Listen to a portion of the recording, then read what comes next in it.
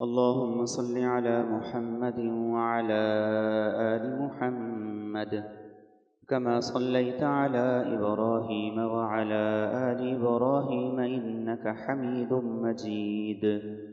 اللهم بارك على محمد وعلى آل محمد كما باركت على إبراهيم وعلى آل إبراهيم إنك حميد مجيد. نبی رحمت صلی اللہ علیہ وآلہ وسلم کا رمضان کا مہینہ ایسے گزرتا کہ ہر آنے والا دن عمل میں اضافہ ہوتا چلا جاتا، عمل میں ترقی ہوتی چلی جاتی تھی، اور جب آخری عشرہ آ جاتا تھا تو عام دنوں میں آپ رات کو آرام بھی فرماتے تھے اور تہجد بھی ادا فرماتے تھے۔ آخری عشرے میں ساری رات آپ اللہ کی طرف متوجہ رہتے، شب بیداری فرماتے، نوافل پڑھتے اور پوری رات جاگ کر اللہ کی عبادت میں گزارتے تھے، اور صرف خود نہیں بلکہ پورے خاندان کو، پورے گھر والوں کو آپ جگایا کرتے تھے کہ یہ آخری عشرہ ہے اور اس عشرے میں لیلۃ القدر کو تلاش کرنا ہے۔ اور رسول کریم صلی اللہ علیہ وآلہ وسلم اس آخری عشرے میں پھر ہر سال اعتکاف بھی فرماتے تھے کہ لیلۃ القدر کو تلاش کیا جائے اور اس کی برکات کو سمیٹا جائے، اس لیے کہ رمضان کی برکات، پھر رمضان کے آخری عشرے کی جو برکات ہیں، یہ انسان کی روحانیت کے لیے پورے سال کا بیک اپ اس کو دیتی۔ آج بجلی چلی جائے تو ہمارے پاس سولر کا بیک اپ ہے، آج بجلی نہ ہو تو U P S back up کا کام کر رہا ہے۔ رمضان المبارک اور پھر اس کا آخری عشرہ ہمارے سارے سال کی جو روحانی چارجنگ ہے اس کا بیک اپ ہمیں دیتا ہے۔ نبی رحمت صلی اللہ علیہ وآلہ وسلم اس لیے آخری عشرے میں اپنے اعمال کو اس قدر زیادہ بڑھا دیتے تھے کہ پورے سال میں وہ جوش و خروش، وہ ہمت نظر نہیں آتی تھی، پورے سال سے آخری عشرہ نمایاں ہوا کرتا تھا۔ اور نبی رحمت صلی اللہ علیہ وآلہ وسلم نے اس عشرے کی اہمیت کو اور اس لیلۃ القدر کی فضیلت کو اس انداز سے بیان فرمایا۔ آپ نے ارشاد فرمایا کہ جب لیلۃ القدر ہوتی ہے تو جبریل امین ان گنت فرشتوں کے ساتھ زمین پہ اترتے ہیں، اور زمین پہ اتر کے وہ پوری زمین میں پھیل جاتے ہیں۔ اب فرشتے ہر طرف پھیلتے ہیں تو جبریل امین انہیں کہتے ہیں کہ جاؤ اس مبارک رات میں جو دعا کر رہا ہے اس کی دعا پر آمین کہو، جو قیام میں ہے، جو سجدے میں ہے، جو نماز میں ہے، جو دعا میں ہے، ان کے ساتھ مل کر ان کی دعاؤں پر آمین کہو۔ جب رات کا آخری پہر ہوتا ہے تو جبریل امین کہتے ہیں کہ چلو واپسی کا وقت ہے، تو فرشتے کہتے ہیں اتنی عظیم رات تھی، ہم آسمان سے آئے اور اس رات عبادت کرنے والوں کے ساتھ ہم نے آمین کہی، اب واپسی جا رہے ہیں تو لوگوں نے جو مانگا ہے، لوگوں نے جو دعائیں کی ہیں اور اللہ سے التجائیں کی ہیں، ان کا کیا بنا؟ تو جبریل امین کہتے ہیں کہ جس نے جو دعا کی اللہ نے قبول کر لی، جس نے جو مانگا اسے عطا ہو گیا، اور جس کا جو گناہ تھا اس نے توبہ کی، اللہ نے اس کی توبہ کو قبول کر لیا۔ اللہ نے ساری انسانیت کو دیکھا، سب ایمان والوں پہ نظر کی اور سب کو اللہ نے معاف کر دیا، لیکن 4 قسم کے لوگ وہ ہیں جن کو آج بھی معافی نہیں ہے۔ 4 قسم کے لوگ کون ہیں؟ نبی رحمت صلی اللہ علیہ وسلم فرماتے ہیں جو شراب پینے والا ہے، ڈرگز لینے والا ہے، اس لیلۃ القدر میں اللہ تعالیٰ اسے بھی معاف نہیں کرتے ہیں۔ جو ماں باپ کا نافرمان ہے، ان کی دل آزاری کرنے والا ہے، اللہ تعالیٰ اس رات میں اس کی بخشش نہیں کرتے ہیں۔ جو رشتہ داروں سے قطع تعلقی کرنے والا ہے، اللہ تعالیٰ اس رات میں اسے معاف نہیں کرتے ہیں۔ اور جو دل میں کسی کا کینہ رکھتا ہے، اس رات اللہ تعالیٰ کی طرف سے اس کے لیے کوئی معافی نہیں۔ آج ہم سوچیں، ہماری نمازیں، ہمارے صدقات، ہماری زکوٰتیں اور ہمارے روزے، یہ کس قدر محنت کے بعد ہم کرتے ہیں. وضو کرتے ہوئے، ہاتھ منہ دھوتے ہوئے انسان پوری بیداری کے ساتھ، ہوش و حواس کے ساتھ کلی کرتا ہے کہ کہیں ایسا نہ ہو کہ حلق میں تھوڑا سا پانی چلا جائے، میرا روزہ نہ خراب ہو جائے. ایک ایک چیز کے معاملے میں ہم ہوش و حواس کے ساتھ چلتے ہیں کہ روزہ نہ خراب ہو جائے. اور اگر کوئی ایسا کام ہے جو ہمارے سارے روزوں کو اللہ کے عرش تک جانے سے روک دے، کوئی ایسا عمل جو ہماری ساری زندگی کی عبادتوں کو، ریاضتوں کو، نیکیوں کو اللہ کی بارگاہ کے اندر وہ شرف اور وہ قبولیت کا مقام نہ عطا کر سکے، تو ہمیں یہ سمجھنا چاہیے کہ یہ خامی نہیں ہے، یہ بہت بڑی خامی ہے. یہ گناہ نہیں ہے، یہ بہت بڑا گناہ ہے. اور اگر آپ ان چاروں میں غور کریں تو ان چاروں میں ایک چیز مشترکہ طور پہ نظر آتی ہے، اور وہ چیز کیا ہے؟ رشتہ داروں سے قطع تعلق. یہ جتنے لوگ بیویوں پہ تشدد کرتے ہیں، ہاتھ اٹھاتے ہیں، ان کی اکثریت وہ ہے جو ڈرگز لیتے ہیں. ایک عام آدمی یہ ہمت نہیں کرتا. ایک عام آدمی اپنے رشتوں میں بیلنس رکھتا ہے. یہ سارے کے سارے وہ لوگ. تو میں اور آپ کے نبی صلی اللہ علیہ وسلم ہمیں اس بات کی طرف متوجہ کر رہے ہیں کہ اعمال کی فکر کرنی ہے، اس میں ترقی لے کے آنی ہے، لیکن اس فکر اور اس ترقی کے ساتھ یہ دیکھنا ہے کوئی ایسی رکاوٹ تو موجود نہیں ہے، کوئی ایسا ایرر تو موجود نہیں ہے، لنک تو نہیں ڈاؤن ہو گیا کہ جس کی وجہ سے تمہاری ٹرانزیکشن ہو ہی نہیں رہی. سارے سال کی نیکیاں، سارے سال کے اعمال یہ جمع کر لیے ہیں لیلۃ القدر کے لیے، اور لیلۃ القدر پہ ٹرانزیکشن ہی نہیں ہو رہی. نہیں، کوئی نیکی آگے نہیں جا سکتی، کوئی مغفرت نہیں ہے، کوئی معافی نہیں ہے. پہلے یہ ٹھیک کرو. اور قرآن کو بھی اگر ہم پڑھیں نا تو قرآن کہتا ہے وَمَا يُضِلُّ بِهِ إِلَّا الْفَاسِقِينَ الَّذِينَ يَنقُضُونَ عَهْدَ اللَّهِ مِن بَعْدِ مِيثَاقِهِ وَيَقْطَعُونَ مَا أَمَرَ اللَّهُ بِهِ أَن يُوصَلَ. فرمایا جو رشتہ داروں کے ساتھ قطع تعلقی کر کے چلے گا، اللہ تعالیٰ قرآن سے اس کو ہدایت نہیں دیں گے، قرآن سے بھی اس کو خیر نہیں پڑے گی. جو ھدی للمتقین بن کے آیا ہے، ھدی للعالمین بن کے آیا ہے، ھدی للناس بن کے آیا ہے، قرآن سے بھی ایسے آدمی کو نور نہیں ملے گا، برکت نہیں ملے گی جس کا رشتہ داروں کے ساتھ تعلق اچھا نہیں ہے، جو رشتہ داروں کے ساتھ بنا کے نہیں چلتا، جوڑ کے نہیں چلتا. انما یتذکر اولو الالباب الذین یوفون بعہد اللہ ولا ينقضون المیثاق والذین یصلون ما امر اللہ بہ ان یوصل. فرمایا عقل مند لوگ وہ ہیں جو قرآن سے نصیحت حاصل کرتے ہیں. تو باری تعالیٰ عقل مند کون ہے؟ عقل مند کون ہے؟ قرآن کہتا ہے عقل مند وہ ہے جو اللہ کے ساتھ بھی جوڑے اور رشتہ داروں کے ساتھ بھی جوڑے، جس کا تعلق اللہ کے ساتھ بھی ٹھیک ہو، جس کا تعلق رشتہ داروں کے ساتھ بھی ٹھیک ہو.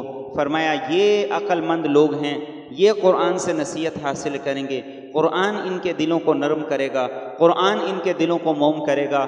یہ وہ لوگ ہیں جو معاشرے میں قابل تقلید ہیں، یہ وہ لوگ ہیں جو معاشرے کے اندر مبارک ہیں. اور ایک بڑی خوبصورت قرآن کی آیت ہے فَهَلْ عَسَيْتُمْ إِن تَوَلَّيْتُمْ أَن تُفْسِدُوا فِي الْأَرْضِ وَتُقَطِّعُوا أَرْحَامَكُمْ. سورہ محمد صلی اللہ علیہ وسلم، اس میں اللہ کہتے ہیں کیا تم سے اس بات کی توقع رکھی جائے کہ اللہ تمہارا ہاتھ پکڑ لے، اللہ تمہیں رشتہ داروں میں نمایاں حیثیت دے دے، اللہ تم پہ اپنا فضل و کرم کر دے، اور تم کیا کرو؟ ان تفسدوا فی الارض، چودراہٹ کے نام پہ لوگوں میں لڑائی کراؤ، پھر کہو آؤ میں صلح کرواتا ہوں. وتقطعوا ارحامکم، اور کہو رشتہ داروں کے ساتھ نہیں، ہمارا سٹیٹس میچ نہیں ہوتا، میرا سٹیٹس تو اس آدمی کے ساتھ میچ ہوتا ہے، وہ میرے لیول کا آدمی ہے. اللہ کہتے ہیں یہ کرو گے؟ کہ رب نے تم پر مہربانی کی اور تم یہ کرو گے؟ اگر ایسا کرتے ہو تو اللہ کہتے ہیں کہ پھر رب کائنات کا فیصلہ بھی سنو. اولئک الذین لعنہم اللہ، ایسے لوگوں پر اللہ کی لعنت. فَأَصَمَّهُمْ وَأَعْمَى أَبْصَارَهُمْ، فرمایا کہ ایسے لوگوں کو اللہ نے اندھا کر دیا، جسے دوسرے کی گاڑی دیکھ کے وہ اپنے سٹیٹس والا نظر آتا ہے، اپنا خون نہیں نظر آتا. ایسے لوگوں کو اللہ نے بہرا کر دیا ہے، جسے معاشرے کا ہر ضرورت مند نظر آتا ہے، اپنا بھائی، اپنی بہن اور اپنے رشتہ دار نہیں نظر آتے. اللہ فرماتے ہیں ایسے لوگوں پر اللہ کی لعنت ہے.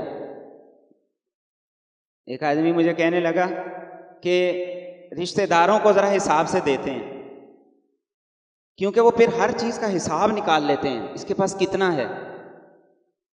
تو میں نے کہا جب بیٹے کی شادی پہ حرام زدگیاں کرتے ہو تب ان کو کوئی اندازہ نہیں ہوتا تمہارے پاس کتنا پیسہ ہے.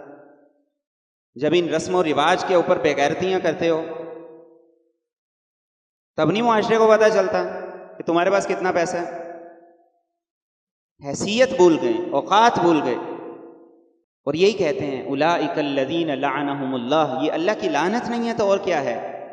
جسے باپ نہیں نظر آتا، جسے ماں نہیں نظر آتی، جسے بہن بھائی نہیں نظر آتے، جسے خالہ نہیں نظر آتی، جسے پھوپھو نہیں نظر آتی، اب وہ معاشرے میں سٹیٹس رکھتا ہے، اللہ کی لعنت پڑتی ہے اس پہ. قرآن کا فیصلہ، قرآن کی بات ہے. کوئی نیکی کسی کام کی نہیں ہے. ہر سال عمرہ کرو، کوئی نہیں قبول. ہر سال حج کرو، کوئی نہیں قبول. یہ میں نہیں کہہ رہا ہوں، یہ وہ حدیث مبارکہ ہے جو میرے نبی نے فرمائی. لیلۃ القدر میں بھی اللہ کہتے ہیں ایسے آدمی کی بخشش نہیں ہے، مغفرت نہیں ہے، کوئی نیکی قبول نہیں ہے کہ جس آدمی نے اپنے رشتہ داروں کے ساتھ تعلقات نہیں بنائے، نہیں جوڑے. ایک آدمی آ گیا، یا رسول اللہ صلی اللہ علیہ وسلم یہ بتائیے سب سے محبوب عمل کیا ہے؟ آپ فرماتے الایمان باللہ، اللہ پر ایمان لاؤ. ثم ماذا؟ دوسرے نمبر پہ آپ نے فرمایا رشتہ داروں کے ساتھ حسن سلوک کرو، جوڑ کے چلو. اب دوسری جانب سوال کیا اللہ کے نزدیک سب سے ناپسندیدہ عمل کیا ہے؟ آپ نے فرمایا الاشراک باللہ، اللہ کے ساتھ کسی کو شریک ٹھہرانا. ثم ماذا؟ شرک کے بعد سب سے بڑا گناہ رشتہ داروں کے ساتھ قطع تعلقی ہے. ایک آدمی آ گیا، یا رسول اللہ صلی اللہ علیہ وسلم اذنبت ذنبا عظیما، بہت بڑا گناہ ہو گیا، سمجھ نہیں آ رہی معافی کیسے ملے گی. نبی رحمت صلی اللہ علیہ وسلم کی حکمت بھی تھی، یہ نہیں پوچھا کیا گناہ کیا ہے، کیا غلطی ہو گئی ہے. اب وہ کہہ رہا ہے گناہ بہت بڑا ہو گیا، سمجھ نہیں آ رہا معافی کیسے ملے گی. آپ پوچھ رہے ہیں ماں زندہ ہے؟ نہیں یا رسول اللہ ماں تو نہیں ہے. خالہ ہے؟ جی ہاں ہے. اب نے کہا اس کے ساتھ جا کے حسن سلوک کرو، جتنا بڑا بھی گناہ ہے اللہ معاف کرتے ہیں. یہ نہیں کہا 2 رکعت نماز نفل پڑھو، اللہ سے استغفار کرو، تمہارا گناہ معاف ہوگا. بڑے بڑے گناہوں کی معافی صلہ رحمی کے اندر ہے، رشتہ داروں کے ساتھ جوڑنے میں ہے، رشتہ داروں کے ساتھ بنانے میں ہے. اور رشتہ دار کون ہے یہ بھی سمجھ لیں. رشتہ دار کون ہے؟ رشتہ دار وہ ہے جو باپ کی نسبت سے رشتہ دار ہے. دادا ہے، دادی ہے، تایا ہے، چچا ہے. رشتہ دار کون ہے؟ جو ماں کی نسبت سے رشتہ دار ہے. ماموں ہے، خالہ ہے، نانا ہے، نانی ہے. رشتہ دار وہ ہے جو ان دونوں کی نسبت سے رشتہ دار ہے. بہن ہیں، بھائی ہیں، یہ رشتہ دار ہے. یہ رشتہ دار ہیں. ان کے بارے میں حکم یہ ہے کہ ان سے ہر صورت بنا کے رکھنی ہے. اور یہ ذمہ داری کس کی ہے؟ یہ میری ذمہ داری ہے. ہم میں سے ہر شخص کو خطاب ہے. ابو ذر غفاری رضی اللہ تعالیٰ عنہ جلیل القدر صحابی رسول ہیں، میرے اور آپ کے نبی انہیں وصیتیں کر رہے ہیں، نصیحتیں کر رہے ہیں اور کہہ رہے ہیں ابو ذر رشتہ دار منہ پھیر کے بھی جائے نا پھر بھی پیچھے تم نہیں جانا ہے.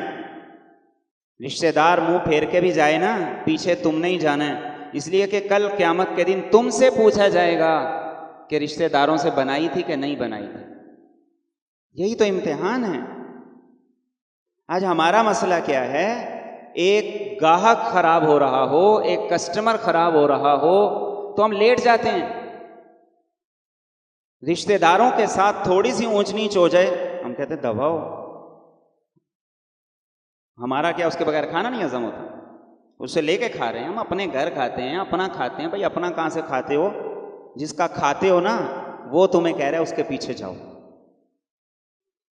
وہ تمہیں کہہ رہا ہے اپنی انا کو توڑو. یہی اصلاح کے رویے ہیں. رشتہ دار توڑ کے جا رہے ہیں، تمہیں حکم ہے جوڑو. تم صرف زیادہ سے زیادہ کیا کر سکتے ہو؟ بول چال بند کر دو بس. تو تمہارے بول چال بند کرنے سے کیا وہ جو خون کا رشتہ تھا وہ ختم ہو گیا؟ بھائی بھائی نہیں رہا، بہن بہن نہیں رہی، ماں ماں نہیں رہی، باپ کا سٹیٹس بدل گیا. سٹیٹس سارے وہی ہیں، لیکن مجھ پہ اللہ کی لعنت پڑ گئی، کچھ بھی نہیں بدلا. یہ ہیں رشتہ دار. سورہ نور میں قرآن کریم انہی رشتہ داروں کو بتاتا ہے اور بیان کرتا ہے اور کہتا ہے کہ ان رشتہ داروں کے ساتھ انسان کی بے تکلفی ایسی ہونی چاہیے کہ ان کے گھر کو اپنا گھر سمجھے. ان کے گھر جا کے کھانا پینا یہ ایسے ہی ہو جیسے اپنے گھر کھانا پینا ہے، اور ان کے گھر سے کسی کو کھلانا یہ ایسے ہی ہے جیسے اپنے گھر سے کھلانا ہے. اصل یہ آخری جملہ ہے جو اس آیت کو بتاتا ہے. چچا کے گھر سے کھلانا ایسے ہے جیسے اپنے گھر سے کھلانا. لیس علی الاعمی حرج ولا علی الاعرج حرج ولا علی المریض حرج. نابینا آدمی ہے، کوئی لنگڑا آدمی ہے، کوئی بیمار ایسا ہے جو کچھ کر نہیں سکتا، اب اس کی ذمہ داری پورے معاشرے پہ ہے. اب ہوتا کیا تھا کہ ایک آدمی کے اپنے گھر میں کچھ کھلانے کو نہیں، وہ کیا کرتا تھا؟ اس نابینا کا ہاتھ پکڑتا اور اسے اپنے بھائی کے گھر لے جاتا اور وہاں سے کھانا کھلا دیتا. اب ان کے دلوں کے اندر یہ چیز آئی کہ یہ ہمیں اپنے گھر سے کھلاتا تو ہم کھاتے، ہمارے لیے حلال تھا کیونکہ اس کا اپنا گھر ہے. یہ ہمیں اپنے بھائی کے گھر لے جا رہا ہے، وہاں سے جا کے کھانا کھلا رہا ہے، تو یہ کیسے حلال ہے؟ تو قرآن کہتا ہے یہ جو رشتہ دار ہیں نا، یہ سارے کے سارے یہ ایک ہی خون ہے، ایک ہی شجرہ ہے، ایک ہی لڑی ہے، اور اس میں یہ سب ایک ہی گھر ہیں. یہ دو گھر نہیں ہیں. 4 بھائی الگ الگ گھر بنا لیں ایک ہی ہے. چچا کا گھر الگ بھی ہو وہ ایک ہی ہے، پھوپھی کا گھر الگ بھی ہو وہ ایک ہی ہے. یہ ہے رشتہ دار. ان کے ساتھ ملانا، جوڑنا، بنا کے رکھنا، یہ ہے صلہ رحمی. ساس کہاں سے رشتہ دار ہے؟ سالہ کہاں سے رشتہ دار ہے؟ سالی کہاں سے رشتہ دار ہے؟ سسر کہاں سے رشتہ دار ہے؟ یہ رشتہ داروں میں نہیں آتے، یہ رشتہ داروں میں نہیں آتے. ان کے ساتھ حسن سلوک ہے جیسے ایک اجنبی کے ساتھ بھی ہے. بدتمیزی تو آپ باہر کھڑے سیکیورٹی گارڈ کے ساتھ بھی نہیں کر سکتے. ادب تو آپ کو کسی بھی بڑے کا کرنا ہے. یہ رشتہ دار نہیں ہیں جن کے ساتھ دین کہتا ہے کہ اگر خراب ہو گئی تو تمہاری آخرت خراب ہو گئی. دین کہتا ہے نہیں، ان کے ساتھ بھی اچھا سلوک کرنا ہے، اچھا برتاؤ کرنا ہے، اچھے اخلاق سے پیش آنا ہے، لیکن یہ رشتہ دار نہیں ہیں. یہ رشتہ دار کیا کام ہے؟ یہ رشتہ دار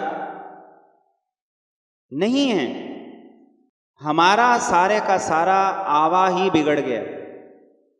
رشتہ داروں سے توڑ لی، اب رخ سارا ان کی طرف ہو گیا. خرچ کرنے کا بھی، حسن سلوک کا بھی، جوڑنے کا بھی، لین دین کا بھی، اور سارے کے سارے معاملات کا. اور باپ کی طرف سے جو رشتہ دار تھے وہ سارے برے ہو گئے. تایا برا، چچا برا، اور پھوپھو تو دنیا کی سب سے بڑی برائی ہے. یہ لفظ آنے کا مطلب یہ ہے کہ گھر میں کوئی آفت آ رہی ہے، مصیبت آ رہی ہے، اس کا گھر میں ایک دن رہنا بھی گوارا نہیں ہے. سالی کے گھر میں جا کے رہنا بے غیرتی کے علاوہ اور کیا ہے؟ کچھ نہیں ہے، قسم سے کچھ نہیں ہے. سالی سے تو دین کہتا پردہ ہے. ہم کون سے مسلمان ہیں، کون سی اسلامی سوسائٹی ہے، کون سی اسلامی تعلیمات ہے جن پہ ہم چل رہے ہیں؟ ہمیں احساس ہی نہیں. ساس کے ساتھ رشتہ کتنا نازک ہے، احساس ہی نہیں.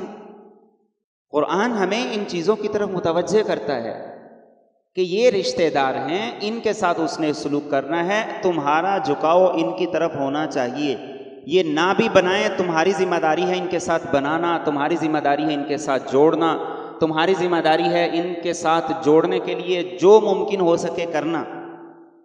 اور ہمیں جو مسائل درپیش ہیں یہ کوئی نئے مسائل نہیں ہیں۔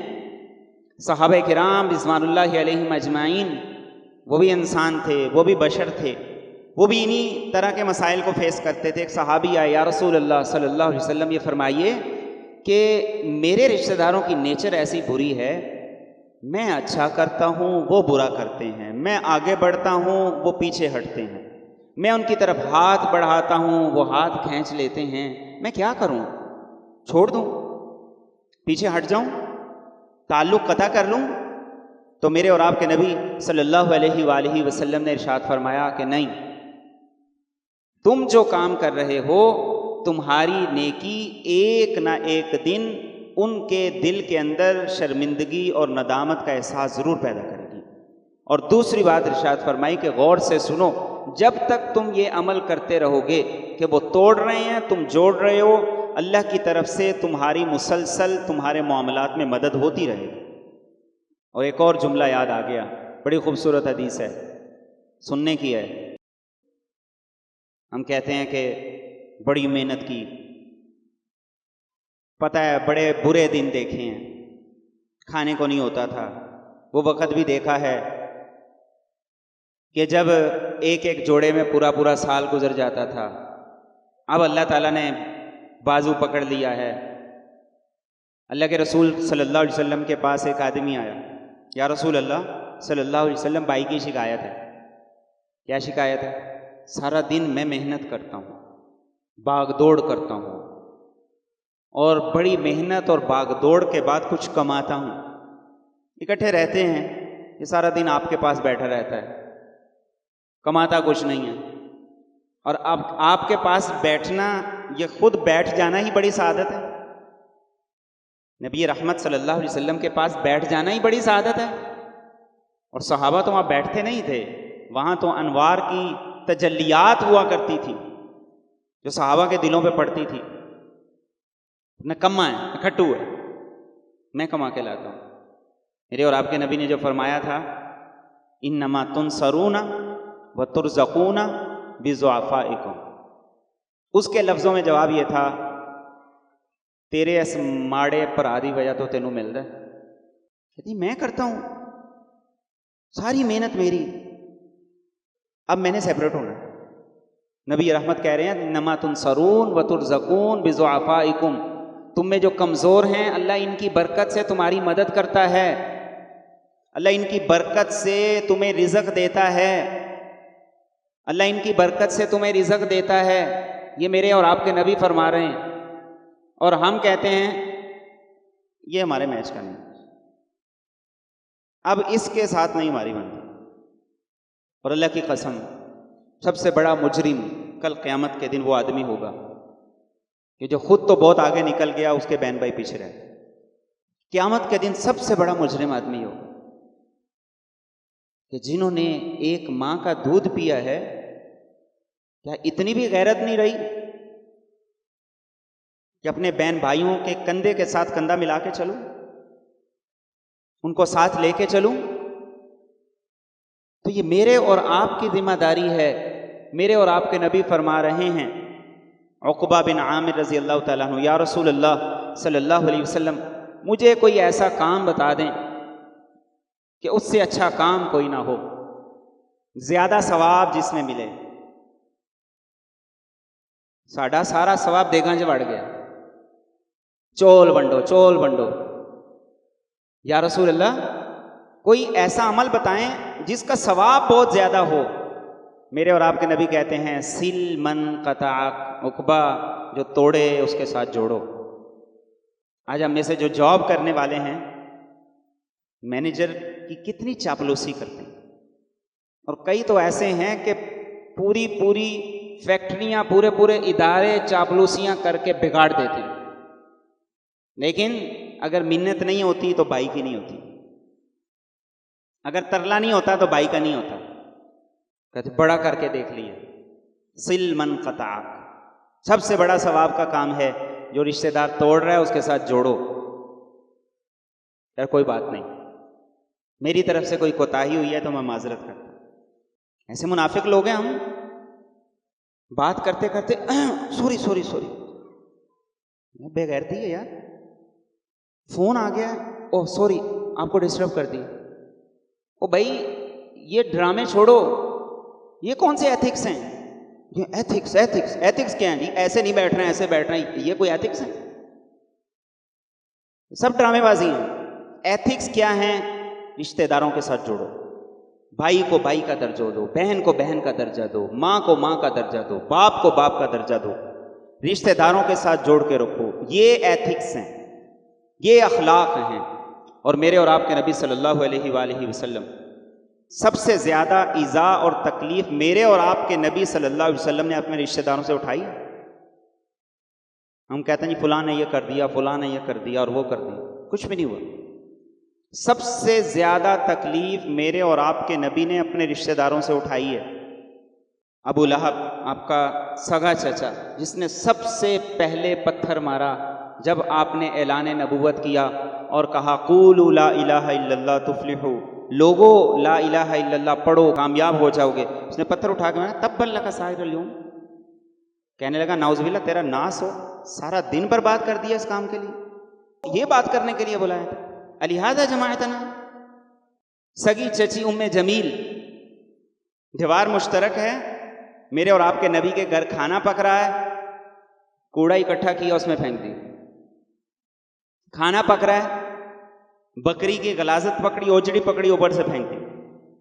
اب اگلی بات سنیے، کان کھول کر سنیے، ابو لہب کی اور ام جمیل کی، چچا اور چچی، جن کے بارے میں قرآن کی آیت ہے تبت یدا ابی لہب وتب، اور اس کی بیوی کے بارے وامرأتہ حمالۃ الحطب۔ اب اس کی بیٹی مسلمان ہو گئی، ہجرت کی، مدینہ طیبہ آ گئی۔ قبیلہ بنو زریق کی کسی عورت نے کہہ دیا تیرے باپ کے بارے میں قرآن کہتا ہے تبت یدا ابی لہب وتب، تیری ماں کے بارے میں قرآن کہتا ہے وامرأتہ حمالۃ الحطب، دونوں کے بارے میں قرآن یہ کہتا ہے، تو تیرا مسلمان ہونا کس کام کا، تیرا ایمان لانا کس کام کا؟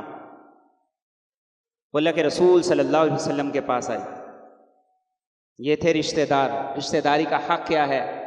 چچا زاد بہن تھی، یا رسول اللہ صلی اللہ علیہ وسلم ایسے مجھے کہا گیا، آپ نے اسے دلاسا دیا، تسلی دی، نماز کے لیے تشریف لے گئے، نماز کے بعد خطبہ ارشاد فرمایا لوگوں میرے نسب اور میری رشتہ داری اس کا خیال کرو، میرے رشتہ داروں کی وجہ سے مجھے تکلیف نہ دو۔ درہ کو تانا یہ نبی رحمت کو تانا دینا ہے۔ اور پھر فرمایا سنو، کل قیامت کے دن میں اپنے رشتہ داروں کے کام آؤں گا۔ اور اگلا جملہ بڑا خوبصورت ہے، کہا جو دنیا سے چلے گئے ان کی وجہ سے جو پیچھے زندہ ہیں انہیں تانے مت دو، ان کو نہ ستاؤ، انہیں ایذا نہ دو۔ اگلا جملہ اس سے بھی زبردست فرمایا درہ، یہ خطبے میں فرمایا کہ درہ جس نے تجھے ناراض کیا اللہ کا اس پہ غضب ہو۔ چچا نے کتنا ستایا، چچی نے کتنا ستایا، لیکن ایک جملہ کسی نے کہا میرے نبی کو برداشت نہیں ہوا کہ میرے رشتہ دار ہیں، میری چچا زاد بہن ہے، اس کی دل آزاری کر دی۔ آج ماں مر رہی ہے، باپ مر رہا ہے، وہ کہہ رہا جی ان کے ساتھ میں نے نہیں رکھی تو تم نے بھی نہیں رکھنا، ساری زندگی ہمارا ان سے اختلاف رہا، تم بھی نہ رکھنا۔ اور ہو سکتا ہے کہ اس ماں نے، اس باپ نے خود زیادتی کی ہو، لیکن یہاں تو بات یہ ہے کہ جہاں پہ زیادتی کی مہر اللہ کی طرف سے لگی ہے کہ ابو لہب نے نا انصافی کی تھی، اس نے زیادتی کی تھی، ام جمیل نے نا انصافی کی تھی، لیکن میرے اور آپ کے نبی رشتہ داروں کے ساتھ یہ رویہ اور یہ سلوک ہمیں بتا رہے ہیں۔ اور آخری حدیث، لکھنے کی حدیث ہے، بار بار پڑھنے کی حدیث ہے۔ نبی رحمت صلی اللہ علیہ وسلم فرماتے ہیں کچھ فیملیاں ایسی ہوتی ہیں جو اتنی نیک نہیں ہوتی، اتنی دیندار نہیں ہوتی، لیکن وہ رشتہ داروں کو، خاندان کو، فیملی کو ساتھ لے کے چلنے والی ہوتی ہیں۔ نبی رحمت صلی اللہ علیہ وسلم فرماتے ہیں کہ اللہ تعالیٰ ان پہ دنیا کی فراوانی بھی بھیجتا ہے اور انہیں آخرت میں بھی کامیاب کرے۔ درمیان کا جملہ آپ نے نوٹ نہیں کیا کہ اللہ کے نبی فرماتے ہیں نیک نہیں ہیں بہتے، زیادہ نیک نہیں ہیں، لیکن خوبی کیا ہے جس کی وجہ سے اللہ کی مدد آتی ہے اور اللہ تعالیٰ ان کو فراوانی عطا کرتے ہیں؟ فرمایا وہ خوبی یہ ہے کہ وہ اپنے رشتہ داروں کے ساتھ بنا کے رکھے ہوئے ہیں، ان کے ساتھ جوڑ کے رکھے ہوئے ہیں۔ تو ہم بڑی محنت کرتے ہیں، دل بڑا کر کے زکوٰۃ نکالتے ہیں، ہمت کر کے روزہ رکھتے ہیں، کوشش کر کے تراویح پڑھتے ہیں اور سارے کے سارے معاملات کرتے ہیں، لیکن اگر اس پیپر میں فیل ہو گئے، یہ ٹیسٹ ٹھیک نہ آیا، تو ہماری ساری کی ساری نیکیاں اللہ کی بارگاہ میں جانے سے رک جائیں۔ قاطع رحم، تو جن رشتہ داروں کی طرف، بلکہ یہ کہنا ہی جملہ غلط ہے، جن کو رشتہ دار قرار دیا گیا ہے ان کی طرف رخ کریں، ان کی طرف توجہ کریں۔ اور میرے اور آپ کے نبی صلی اللہ علیہ وآلہ وسلم، ایک اور بات آخر میں یاد آ گئی معذرت کے ساتھ، میرے اور آپ کے نبی صلی اللہ علیہ وسلم کو اتنا ستایا تھا کہ 13 سال ستایا گیا، آپ چھوڑ گئے، گھر بھی چلا گیا، سیدہ خدیجہ کی پراپرٹی تھی ساری وہ بھی چلی گئی، لیکن جب آپ واپس آئے ہیں کچھ بھی نہیں تھا۔ ہمارے جھگڑے پھر آ جا کے ادھر ہی گئے نا، کاروبار کے جھگڑے، گھر کے جھگڑے، جائیداد کے جھگڑے۔ میرے اور آپ کے نبی جب واپس آئے ہیں تو فتح مکہ کے موقع پہ رہنے کے لیے کوئی ایک گھر بھی نہیں تھا۔ آپ نے کہا کہ ہمارے لیے کوئی گھر ہے ہی نہیں ہمارا کہ جہاں ہم جا کے رہیں، قیام کریں۔ تو میرے اور آپ کے نبی کی زندگی ہمارے لیے مشعل راہ ہے۔ اپنا رخ رشتہ داروں کی طرف کریں، اپنی آخرت کے لیے، صرف اپنی آخرت کے لیے اور رب کے حکم پر، نہ کسی سے واہ واہ لینی ہے، نہ کسی سے واہ واہ لینی ہے، نہ کسی سے تعریف کروانی ہے، اور نہ ہی کسی کے رویے کے، واہ واہ کے، اپریسیشن کے، ان چیزوں کے محتاج ہونا چاہیے، بننا چاہیے۔ تو لیلۃ القدر آ رہی ہے، اس لیلۃ القدر کے آنے سے پہلے پہلے اپنا قبلہ درست کر لیں، زندگی بھر کے لیے کر لیں، زندگی بھر کے لیے کر لیں۔ اس لیلۃ القدر میں کر لیں تو ساری زندگی رخ ٹھیک رہے گا۔ اللہ عمل کرنے کی توفیق عطا فرمائے۔